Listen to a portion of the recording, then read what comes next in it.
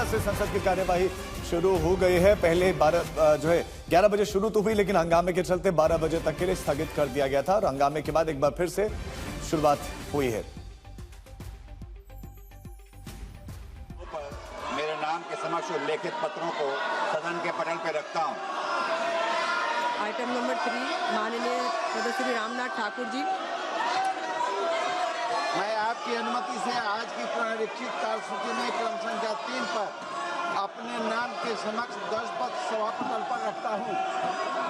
Item number 4, माननीय मंत्री श्री नित्यानंद राय जी। महोदया, मैं आज की पुनरीक्षित कार्यसूची में मेरे नाम के सम्मुख उल्लेखित क्रमांक संख्या 4 पर दस्तावेज को समाप्त।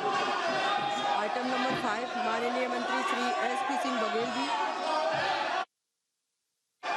मैं आज की लोकसभा की संशोधित कार्यसूची में क्रम संख्या 5 पर मेरे नाम के समक्ष रखे गए पत्र सदन के पटल पर रखता हूं।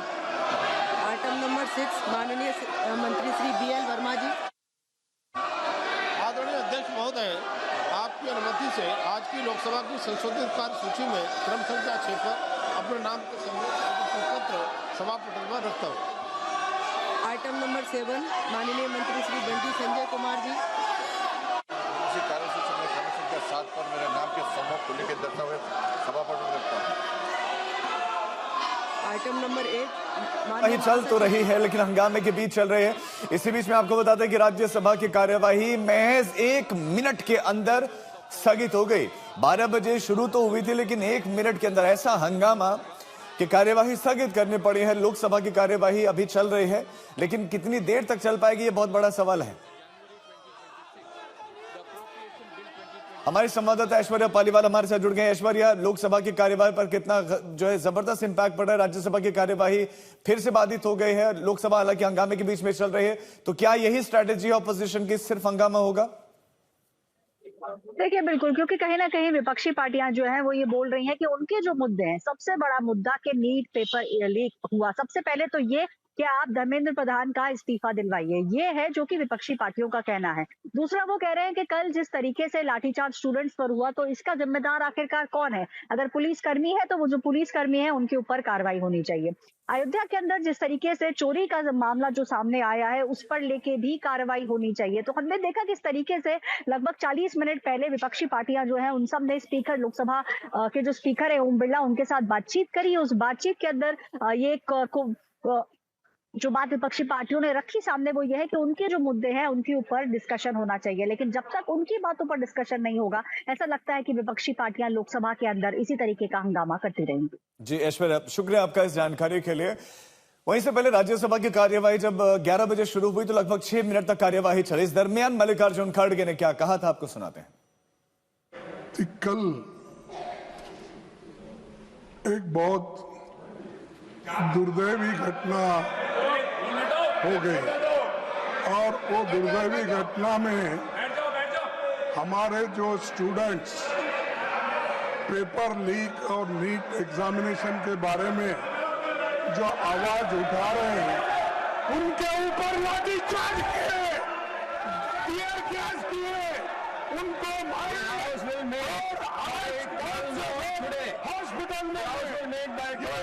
सुनना चाहिए।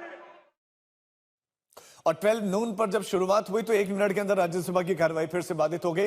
इधर मल्लिकार्जुन खड़गे ने संसद में हंगामे के लिए सरकार पर ठीकरा फोड़ा है। उनका कहना है कि सरकार इस मामले को दबा रही है, सुलझाना नहीं चाहती है, विपक्ष को बोलने नहीं दिया जा रहा है। कल भी जो हम बात करना चाहते थे उठाए, उस वक्त भी मौका नहीं दिया, लेकिन हमको जेल के जैसे अंदर रखा गया, बाहर आने नहीं दिया। क्या बात है? अरे पार्लियामेंट के बाहर भी अगर एमपीज नहीं आ सकते तो उनको सुरक्षा नहीं है तो किनको है?